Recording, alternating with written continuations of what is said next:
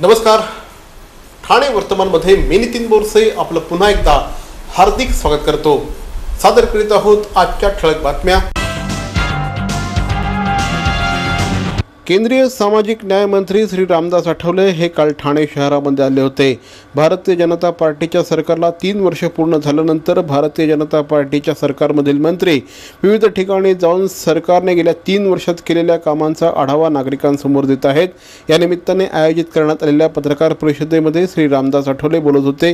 गेल्या 3 वर्षांच्या कालावधीमध्ये भारतीय जनता पार्टीच्या पंतप्रधान नरेंद्र मोदी यांच्या सरकारने उत्तम कामगिरी केली असल्याचा दावा यावेळेस रामदास आठवले यांनी केला. त्याचप्रमाणे नोटबंदीनंतर देशामध्ये आता चांगल्या प्रकारचं वातावरण निर्माण झालं आहे. या माध्यमातून देश प्रगतीपथावर जाईल असा विश्वास देखील त्यांनी व्यक्त केला. त्याचप्रमाणे शेतकऱ्यांचं सध्याचं जे आंदोलन सुरू आहे त्यामध्ये कुठल्याही प्रकारची फूट पडता कामा नये. आम्ही देखील शेतकऱ्यांच्या बाजूनेच आहोत असं देखील रामदास आठवले यांनी सांगितलं. शिवसेनेच्या भूमिकेवर बोलताना देखील रामदास आठवले यांनी हातचं काहीही राखलं नाही. शिवसेना सत्तेतनं बाहेर पडली तरीही काही फरक पडणार नाही असं मत देखील यावेळेस श्री रामदास आठवले यांनी व्यक्त केलं. सादर करीत आहोत रामदास आठवले यांची ही पत्रकार परिषद तशीच्या तशी. शेतकऱ्यांचं एक मोठं आंदोलन राज्यामध्ये सुरू आहे आणि शिवसेना नेहमी विरोधात भाजपचं उतरली आहे. तर आपली काय भूमिका? शेतकऱ्यांचं जे आंदोलन चालू आहे, शेतकऱ्यांना आंदोलन करण्याचा अधिकार आहे. कर्जमाफी करण्याची मागणी करण्याचा अधिकार आहे. कारण शेतकऱ्यांनी बऱ्याच आत्महत्या केलेल्या आहेत. दुष्काळामुळं आणि अनेक इतर अडचणीमुळं शेतकऱ्यांची परिस्थिती अत्यंत गंभीर आहे. त्यामुळं कर्जमाफीच्या मागणीला आमचाही पूर्णपणे पाठिंबा आहे. परंतु मला असं वाटतं की मुख्यमंत्री, अर्थमंत्री कर्ज माफ करण्यासाठी तयार आहे. त्यासाठी डायलॉग करणं अत्यंत आवश्यक आहे. आणि त्यामुळं शेतकऱ्याने आपलं आंदोलन थांबवून मला वाटतं मुख्यमंत्र्यांची डायलॉग करावा. मुख्यमंत्र्यांनी जाहीर केलेलं आहे की लागणारं जे कर्जमाफी करायची असेल तर 30-35 हजार कोटी रुपये त्या लागणार आहेत.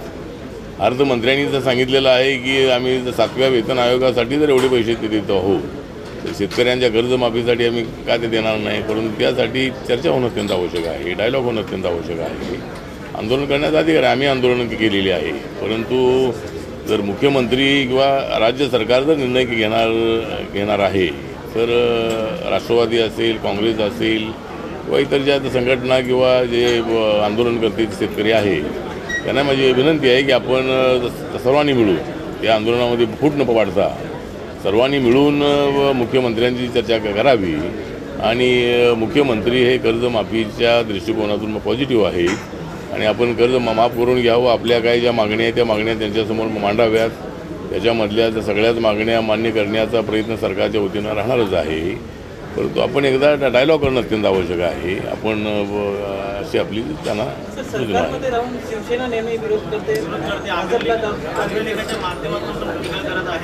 मला वाटतं की ते शिवसेनेने मला वाटतं सरकारमध्ये असताना मागणी करायला काही हरकत नाही. परंतु आंदोलन करण्याची भूमिका ही शिवसेनेची बरोबर नाही आहे. आणि शिवसेनेने किंवा उद्धवजींचे आणि मुख्यमंत्र्यांचे संबंध चांगले आहेत.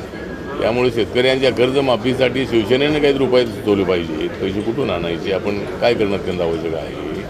त्यांनाही मागणी करण्याचा अधिकार आहे. शेतकऱ्यांच्या मतावर आपण इथं सत्तेवर आलेलो आहोत. त्यामुळे त्या शेतकऱ्यांना न्याय देण्यासाठी मागे हटता का कामा नये. त्यामुळे शिवसेनेची भूमिका जी आहे ती मला वाटतं सरकारमध्ये असताना त्यांनी सरकारच्या विरोधामध्ये भूमिका घेणं बरोबर नाही आहे. त्यांनी सरकारला सहकार्य केलं पाहिजे. पण कर्जमाफीसाठी आग्रह करणं या मताशी मी सहमत आहे की त्यांनी आग्रह करायला हरकत नाही. शेतकऱ्याच्या मुद्द्यावर शिवसेना राजकारण करते का? शेतकऱ्यांच्या मुद्द्यावर शिवसेना भाजप आणि सरकार विरोधात राजकारण करते का? शिवसेना मुद्द्यावर राजकारण करते का भाजपच्या विरोधात? नाही, शिवसेना जी आहे ते राजकीय पक्षच असल्यामुळे त्यांनी राजकारण केलंच पाहिजे. परंतु सत्तेमध्ये राहून मला वाटतं की त्यांनी डायलॉग केली पाहिजे. म्हणजे एक तर शिवसेनेने सातत्यानं BJPच्या विरोधामध्ये, मुख्यमंत्र्यांच्या विरोधामध्ये भूमिका घेणं बरोबर नाही आहे. आणि त्यांना काही जर बोलायचं असेल त्यांनी मुख्यमंत्र्यांची बोलावं, अर्थमंत्र्यांची बोलावं. त्यांना तो अधिकार आहे. ते सरकारमध्ये त्यांची 63 आमदारांचा पाठिंब्यावर सरकार आहे. त्यामुळं मला वाटतं की लोकांना हे काय बरोबर वाटत नाही आहे. त्यामुळे उद्धवजी हे तसे चांगले ते नेते आहेत आणि मुख्यमंत्र्यांचे त्यांचे संबंध माझे संबंध चांगले आहेत. त्यामुळं कधीतरी हा स्टँड शिवसेनेनं बदलला पाहिजे असं मला वाटतं. युपीमध्ये होतं तेव्हा 14% GSTचं हे झालं होतं. आता 28% युपी सरकारमध्ये आपण होतं जेव्हा 14% मनमोहन सिंगने सांगितलं होतं 14%. आता 28% झालेलं आहे GST. काय वाटतं हे अच्छे दिन? नाही 28% तर झालेलं आहे. म्हणजे आता 28% झाला म्हणजे काही टक्के जे आहे ते इकडं आल्याशिवाय लोकांचा विकास होणार नाही. म्हणजे जिथून आपल्याला मॅक्झिमम पैसा मिळणार आहे. काही ठिकाणी टॅक्सेस वाढवण्याची भूमिका आहे, पण अनेक ठिकाणी टॅक्सेस कमी करण्यासाठी GST काम करणार आहे. पण मला असं वाटतं की सरकारचा जो निर्णय आहे हा निर्णय हा बड्या लोकांना थोडासा फार अडचणीचा नाही, परंतु जे पैसे जास्त कमवतात त्यांनी टॅक्सेसच्या माध्यमातून सरकारला पैसे दिल्याशिवाय या देशाच्या विकासाला पैसे मिळणार नाही. त्यामुळे 28% जे आपण म्हणताय ते जरी 28% जरी काय इतर याच्या बाबींवरती जरी टॅक्स असला तरी बऱ्याच ठिकाणचा टॅक्स कमी केलेला आहे. जीवनाच्या ज्या वस्तू आहेत, इतर ज्या वस्तू आहेत गोरगरिबांच्या त्या ठिकाणचा टॅक्स कमी करण्यात आलेला आहे. 3 वर्षात अच्छे दिन आले नाही, पण GSTमुळे अच्छे दिन येतील का? नाही, GSTमुळे अच्छे दिन येतील. म्हणजे GSTमुळं अच्छे दिन आता जर महागाई कमी हळूहळू होऊ लागलेली आहे. आपण आता पाहिलेलं आहे की या सगळे भाज्यांचे किंवा जीवनाच्या वस्तूंचे टॅक्सेस कमी झाल्यामुळं, त्यांचं जे ट्रान्सपोर्टेशनचे जे टॅक्सेस कमी झाल्यामुळं अच्छे दिन येतील आणि ते अच्छे दिन आणण्यासाठीच आमचा प्रयत्न आहे. नरेंद्र मोदींच्या नेतृत्वाखाली देशाच्या 125 कोटी लोकांचा विकास करणं ही भूमिका त्यांच्यासमोर आहे. एकदम सगळे निर्णय होणार नाही, परंतु हे झालेले निर्णय खालच्या लोकांपर्यंत पोहोचले पाहिजेत अशीच प्रधानमंत्र्यांची भावना आहे. त्यामुळे प्रधानमंत्री सातत्यानं अनेक योजना जाहीर करत आहेत आणि लोकांना त्याचा फायदा झाला पाहिजे अशी त्यांची भूमिका आहे. त्यामुळे आम्ही सगळे मंत्री त्यांनी घेतलेली भूमिका आहे लोकांपर्यंत पोहोचवणं आणि ज्या योजना जाहीर झालेल्या आहेत त्यामध्येच न अडकता त्या लोकांना खालच्या माणसापर्यंत पोहोचवणं ही जबाबदारी आमची आहे. त्यामुळे आम्ही तशा पद्धतीचा प्रयत्न करतो आहोत. सर, तुम्ही जसं म्हणाले की काँग्रेस आणि NCP काँग्रेस किसानच्या मागे राजकारण करतात, किती खरं किती खोटं? आता काँग्रेस आणि राष्ट्रवादी काँग्रेस ही अनेक वर्ष सत्तेमध्ये राहिलेली आहे आणि आता त्यांनी राजकारण न करता त्यांनी मुख्यमंत्र्यांची बोलावं. म्हणजे पवारसाहेब हे कृषी मंत्री होते, ते आदरणीय नेते आहेत आणि महाराष्ट्र सरकारला गायडन्स करण्याची जबाबदारी ते त्यांच्यावर आहे. जरी पक्ष वेगळे असले, सत्ता वेगळी असली तरी पवारसाहेब हे त्या सत्तेपेक्षा पलीकडचे ते नेते आहेत, ते सगळ्यांसाठी आदरणीय आहेत.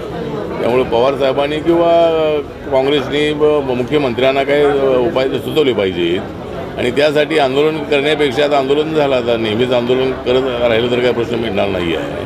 त्यामुळं यात सर्वांनी मिळून एकदा, जसे काल प्रधानमंत्र्यांना पवारसाहेब भेटलेलेच आहे, एकदा आता मुख्यमंत्र्यांबरोबर सर्वांनी मिळून चर्चा करावी आणि याच्यातून मार्ग काढण्याचा प्रयत्न करावा.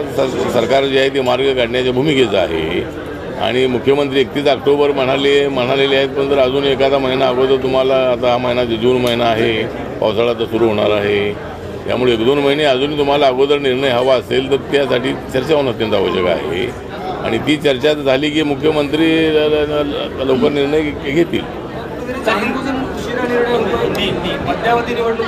नाही, उशिरावर असं काय नाही. 31 ऑक्टोबर ते म्हणालेले आहेत, कारण आता पैसे जुळवाजुळवी करणं अत्यंत आवश्यक आहे. त्यामुळे पैसे आणायचे कुठून एकदम निर्णय घेतला की त्या शेतकऱ्यांपर्यंत पैसे पोहोचले पाहिजे. त्यामुळं सरकार सध्या 3.5 लाख कोटी कर्जबाजारीमध्ये आहे. त्यामुळे सरकारकडे काय फार पैसे आहेत असं नाही आहे. त्यामुळं इकडून तिकडून पैसे त्यांना कलेक्ट करावे लागणार आहे. म्हणून मुख्यमंत्री म्हणाले की ऑक्टोबरमध्ये म्हणालेले आहेत, पण जर चर्चा झाली तर अजून 1-2 महिने निर्णय अगोदर होऊ शकतो आणि त्यासाठी आम्ही सुद्धा प्रयत्नशील आहोत. नाही, मी असं म्हणालो की सरकार काय पडणार नाही. म्हणजे मध्यावधी निवडणुकीची चर्चा जी आहे ती अशीच चालू आहे. जसं मी तुम्हाला आता सांगितलं की नरसिंहराव यांचं सरकार काँग्रेस अल्पमतामध्ये 5 वर्ष चाललं. आता BJPचे 122 आमदार आहेत, बाकीचे 8 आमदारांचा पाठिंबा आहे, असे 130 आमदार BJP सोबत आहे. 15 आमदारांची फक्त आवश्यकता आहे. त्यामुळं शिवसेना काय पाठिंबा काढणार नाही आणि शिवसेनेनं पाठिंबा काढला तर पवारसाहेबांनी ते जाहीरच केलं होतं की मी पाठिंबा द्यायला तयार आहे. पण त्यांच्या पाठिंब्याची काही आवश्यकता राहणार नाही, कारण कुठल्याही आमदाराला एवढे 2.5 वर्षामध्ये निवडणूक नको आहे. त्यामुळे कुठलाही आमदार निवडणुकीला समोर जाण्याची भूमिका घेणार नाही. त्यामुळे तर सरकार पडेल असं मला वाटत नाही. शिवसेनेच्या धमकीला आपण कसं शिवसेना जी वारंवार धमकी देते भाजप कसं बघताय? काय नाही, कारण की अमित शहानी सांगितलं आम्ही त्यांच्यावर लक्ष देत नाही आता. नाही, शिवसेनेनं किती धमकी दिली तर काही फरक पडत नाही आहे, सरकार काय पडत नाही. ते त्यांनी धमकी दिली तरी काही फरक पडत नाही आणि सरकारही पडत नाही. त्यामुळं शिवसेना जरी म्हणत असली तरी शिवसेनेने थोडंसं सबुरीनं वागावं, उद्धवजींनी थोडंसं बाकीच्या लोकांना सांगावं. आणि मला वाटतं की भाजप शिवसेनेची दोस्ती एवढी अनेक वर्षापासून जी आहे ही दोस्ती अशाच पद्धतीने पुढं राहिली पाहिजे असं माझं मत आहे. त्यामुळे ती दोस्ती त्यांनी दोघांनी टिकवण्याचा प्रयत्न करावा. BJPच्या वतीनं तर BJP त्यांच्याशी दोस्ती ठेवायला तयारच आहे, परंतु शिवसेनेकडूनच थोडी असहकाराची भूमिका पाहायला मिळते आहे. त्यामुळं मला असं वाटतं की शिवसेनेने सरकारवर टीका करणं तर थांबवावं असं माझं मत आहे. केंद्राची चर्चा अजून तशा पद्धतीने नाही आहे. आज उत्तर प्रदेश आणि महाराष्ट्राची चर्चा होणार होती, पत्रकार परिषद होणार होती, केंद्रात झाली नाही आहे. कशाप्रकारे चर्चा असणार? माझ्या वायर हालेल आणि महाराष्ट्र नाही, केंद्रात नाही. काल पवारसाहेब तरी भेटलेले आहेत, पण काय उत्तर प्रदेशचं तर कर्ज माफ करण्यात आलेलंच आहे. 1 लाखापर्यंत जे कर्ज होतं ते योगी आदित्यनाथ यांनी जाहीरच केलेलं आहे. त्यामुळे UPच्या कर्जमाफीच्या संबंधातली चर्चेची काही आवश्यकता नाही आहे. आणि महाराष्ट्र सरकारने काय की केंद्राकडे मागणी केलेली नाही आहे. त्यामुळं महाराष्ट्र सरकारच आपल्या बजेटमधूनच आपल्या पैशातूनच कर्ज माफ करणार आहे. त्यामुळं केंद्राची काही चर्चेची काही तशी आवश्यकता नाही आहे. निसर्गातल्या कणाकणात ईश्वराचा वास, फुला फुलातून दरवळणारा मोहक मंद सुवास, याच सुगंधातून वसे पूर्णत्वाचा ध्यास. देवभक्ती अगरबत्ती दे आनंद हमखास. विविध सुगंधात उपलब्ध पितांबरी देवभक्ती अगरबत्ती आजच आणा घरात. तेव्हाचा चिंग्या तसाच होता. माझे इथल्या बँकेत अकाउंट नाही, त्यामुळे माझ्याजवळ पैसे नाहीत. माझे पैसे तुम्हीच भराल का रे मित्रांनो? नंतरचा चिंग्या तसाच होता. काय करू मित्रांनो, आज माझी बँक बंद असते. चिंग्या अजूनही बदलत नव्हता. आता माझ्याकडे पैसे आहेत, पण चेकबुक नाही. चिंग्याची कारणं थांबत नव्हती. आता मला मोबाईल मधनं पैसे ट्रान्सफर करता येतात बरं का. पण नेमकं त्याच बँकेचं ऍप माझ्या मोबाईलमध्ये नाही. बस कारणं संपली. अरे पण उठा, फोन कर, ट्रान्झॅक्ट. ट्रान्झॅक्ट? तुला पण माहितीये transact? Transact zap, transact app, transact app.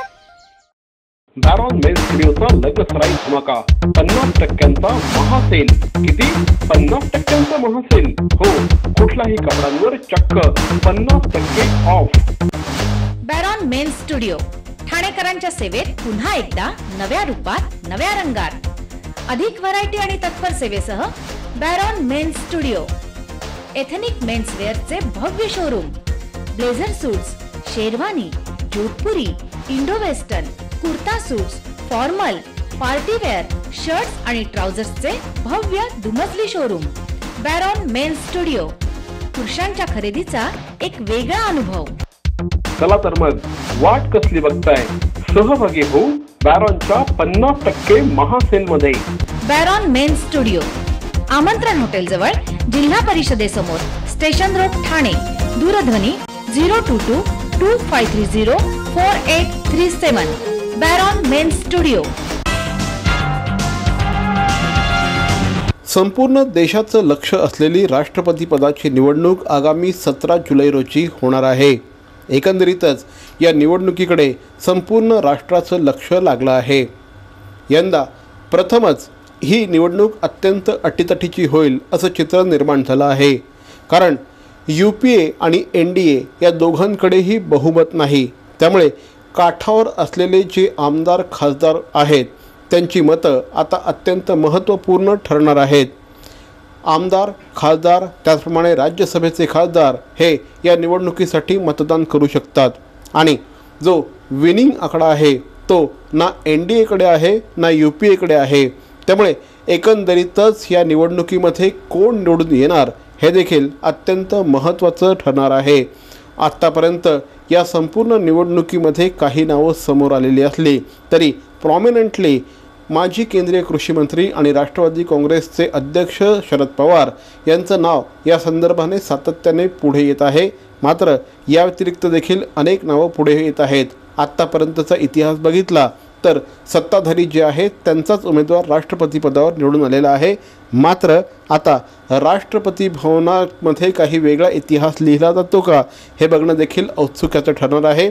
17 जुलैला देशातली सगळ्यात मोठी निवडणूक होणार आहे. सगळ्यात मोठ्या पदासाठीची निवडणूक होणार आहे आणि ही निवडणूक असणार आहे राष्ट्रपती पदाची निवडणूक. ठाणे महानगरपालिकेच्या वतीने एकीकडे नालेसफाई होत असल्याचा दावा केला असला तरी काँग्रेस पक्षाच्या वतीने मात्र नालेसफाई होत नसल्याचा आरोप करण्यात आला आहे. आज नालेसफाईच्या विरोधामध्ये आज काँग्रेस पक्षाच्या वतीने जोरदार आंदोलन करण्यात आलं. केविला परिसरातील एका नाल्यामध्ये काँग्रेस पक्षाचे नेते उतरले आणि त्यांनी हा नाला साफ करण्याचा प्रयत्न केला. ठाणे काँग्रेसचे अध्यक्ष श्री मनोज शिंदे, माजी अध्यक्ष श्री बाळकृष्ण पुर्णेकर आणि इतर नेत्यांच्या उपस्थितीमध्ये यावेळेस हे आंदोलन करण्यात आलं. नालेसफाईच्या कामामध्ये मोठ्या प्रमाणात मलिदा खात असल्याचा आरोप देखील यावेळेस श्री मनोज शिंदे यांनी केला. सर्व नाल्यावरचे अतिक्रमण काढण्याची कारवाई मी करू तर आज देखील राजकीय याच्यामुळे कुठलीही कारवाई झाली नाही आणि मग तुम्ही दावा कसला करता की साफसफाई झाली आहे, अतिक्रमण उघडलेले आहेत. म्हणून हा आज जो नाला आहे या माध्यमातून नागरिकांना पण आव्हान करीन, ज्या ज्या ठिकाणी नाला आहे त्या ठिकाणी तुम्ही निषेध करा या सत्ताधाऱ्यांचा जे नाल्यावरची मलाई खातात. मरावे परी अवयव रूपी उरावे. अवयव दानाचा हाच संदेश जनसामान्यांपर्यंत पोहोचवण्याचा संकल्प घेऊन निघाले आहेत ज्येष्ठ समाजसेवक माननीय नानजीभाई खिमजीभाई ठक्कर ठाणावाला. त्याचसाठी काढण्यात आली एक भव्य दिव्य रॅली. अवयव दानासाठी सुरू आहेत ठिकठिकाणी जनजागृती सभा. लक्षात ठेवा, आपला अवयव दानाचा संकल्प वाचवू शकतो कुणाचे तरी प्राण, दूर करू शकतो कुणाचं तरी अपंगत्व अगदी कायमचं, फुलवू शकतो अनेकांच्या संसारात सुखाचे बगीचे. अवयवदानाच्या या महायज्ञात सहभागी व्हा. समाजरत्न श्री नानजीभाई खिमजीभाई ठक्कर ठाणावाला यांच्या पुढाकाराने जनहितार्थ प्रकाशित. अहो, आपण आपलं घर स्वच्छ सुंदर नीटनेटकं ठेवतो ना, मग आपण आपल्या शहराच्या बाबतीत उदासीन का? आपलं शहर स्वच्छ सुंदर आणि नीटनेटकं ठेवणं ही आपली जबाबदारी आहे, हो ना? मग उचला फोन आणि विना परवाना होर्डिंग्स बॅनर्स कुठे दिसले तर 1800-222-108 या टोल फ्री क्रमांकावर कळवा किंवा 7506946-155 या भ्रमणध्वनीद्वारे आपली तक्रार नोंदवा किंवा महापालिकेने तयार केलेल्या स्टार ग्रेड ॲप्लिकेशनद्वारे आपली तक्रार नोंदवा. त्याची दखल त्वरित घेतली जाईल. लक्षात घ्या, आपला छोटासा सहभाग आपलं शहर स्वच्छ सुंदर आणि नेटनेटकं बनवू शकतो. जसं आपलं घर तसं आपलं ठाणे शहर.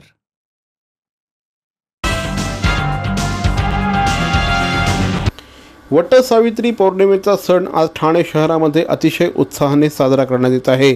वटसावित्री पौर्णिमेच्या निमित्ताने आज सकाळपासूनच महिलांची वडाच्या झाडाच्या भोवती प्रदक्षिणा घालतानाचं चित्र बघायला मिळालं. जन्मोजन्मी हाच पती मिळावा यासाठी महिला प्रार्थना करत असल्याचं चित्र बघायला मिळालं. दरवर्षीप्रमाणे यंदा देखील कोपनेश्वर मंदिरामध्ये सकाळपासूनच महिलांची मोठ्या प्रमाणामध्ये गर्दी झाल्याचं चित्र बघायला मिळालं. त्याचप्रमाणे अनेक ठिकाणी वडाच्या फांदीचं पूजन देखील करण्यात येत होतं. या निमित्ताने सोशल मीडियामध्ये मात्र अनेक प्रकारचे मेसेजेस फिरत आहेत आणि हे मेसेजेस देखील सगळ्यांचं चांगलंच मनोरंजन करत आहेत. तर मंडळी, आजचा हा एपिसोड आपल्याला कसा वाटला आम्हाला जरूर कळवा. मात्र तत्पूर्वी ठाणे वर्तमानचं यूट्यूब चॅनल सबस्क्राईब करा, लाईक करा आणि सगळ्यात महत्त्वाचं म्हणजे शेअर करा. कारण यूट्यूब हे मीडियम हे भविष्यातलं माध्यम आहे. ठाणेकर नागरिक, मग तो ठाणे शहरामध्ये असला, मुंबईमध्ये असला, नाशिकमध्ये असला, अगदी परदेशात कुठेही जरी असला तरीही ठाणे वर्तमानचं हे यूट्यूब चॅनल तो बघू शकतो. त्यामुळे अगदी परदेशातले देखील अनेक ठाणेकर हे आज आमच्याशी कनेक्ट झाले आहेत. त्यामुळेच ठाणे वर्तमानचं हे यूट्यूब चॅनल आपण बघत राहा, सबस्क्राईब करा, शेअर करा, लाईक करा. तोपर्यंत धन्यवाद. जय हिंद, जय महाराष्ट्र.